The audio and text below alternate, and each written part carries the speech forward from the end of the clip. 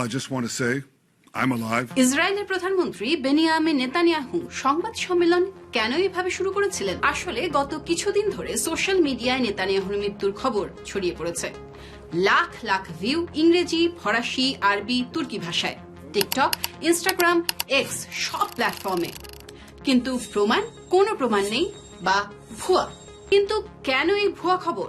এটা কখন শুরু হলো এবং নেতানিয়াহুর অফিস তার জীবিত থাকার প্রমাণ হিসেবে যে ভিডিও ছেড়েছে সেটাও কি এআই জেনারেটেড? চলুন তাহলে বিষয়টা একটু আলোচনা করা যাক। 28 ফেব্রুয়ারি ইরানে ব্যাপক বিমান হামলা চালায় যুক্তরাষ্ট্র ও ইসরায়েল। এতে ইরানের সর্বোচ্চ ধর্মীয় নেতা আয়াতুল্লাহ আল খামেনেই নিহত হন।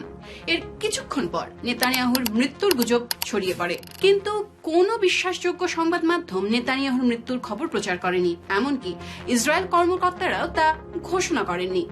অন্যদিকে প্রধানমন্ত্রীর অফিস তাঁর জনসমক্ষে আসার বেশ কিছু তথ্য প্রকাশ করেছে, যেমন 10 মার্চ আশদাদ বন্দরে সফর, 12 March online briefing, 15 March coffee শপের ভিডিও, 16 মার্চ আর একটা কফি পানের ভিডিও, 17 মার্চ নেতানিয়াহু মার্কিন রাষ্ট্রদূত মাইক হাকাবির সাথে কথা বলছেন সেই ভিডিও, যেখানে এই গুজব নিয়ে সরাসরি কথা বলেছেন। এরপর 19 মার্চ সবচেয়ে স্পষ্ট প্রমাণ, ইরান যুদ্ধের পর প্রথম বিদেশি সাংবাদিকদের সাথে সংবাদ সম্মেলনে নিজের বেঁচে থাকার কথা পুনর্ব্যক্ত করেন তিনি।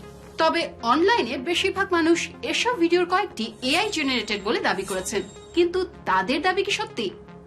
12 মার্চ অনলাইন ব্রিফিং এর পর একটি ভিডিও ভাইরাল হয়, যেখানে দাবি করা হয় নেতানিয়াহুর 6টি আঙুল দেখা গেছে ভিডিওতে, কিন্তু এই তথ্য সত্য নয়।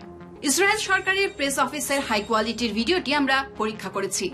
12 সেকেন্ডে এসে নেতানিয়াহু তার বাম হাতটি দ্রুত নড়ান, একটা শ্যাডো এফেক্ট তৈরি হয়, কিন্তু 5টি আঙুল স্পষ্ট দেখা যায়। 35 সেকেন্ডেও একই ব্যাপার ঘটে। এছাড়া সেখানে প্রশ্ন করা অন্তত 3 জন সাংবাদিকের কণ্ঠ আমরা চিনতে পেরেছি। মার্চের 16 তারিখে আরেকটি ভিডিও পোস্ট করেন তিনি, এটিও ভুয়া বলে দাবি করা হয়।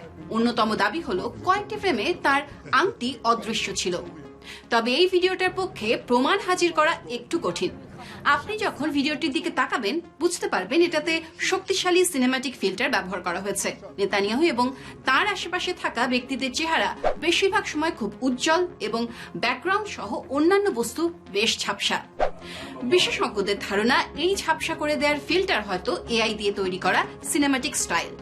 তবে এছাড়া এই ভিডিওটি পুরোটাই এআই দিয়ে বানানো এমন কোনো লক্ষণ চোখে পড়ে না। তবে অনলাইনে অনেকেই দাবি করেছেন ইরান যুদ্ধ শুরুর পর কোনো স্বতন্ত্র সংবাদ মাধ্যমকে সাক্ষাৎকার দিতে দেখা যায়নি নেতানিয়াহুকে। এ কারণে তারা মনে করছেন নেতানিয়াহু বেঁচে নেই, কিন্তু বিশেষজ্ঞরা বলছেন বহু বছর ধরে এটাই তার গণমাধ্যম কৌশল।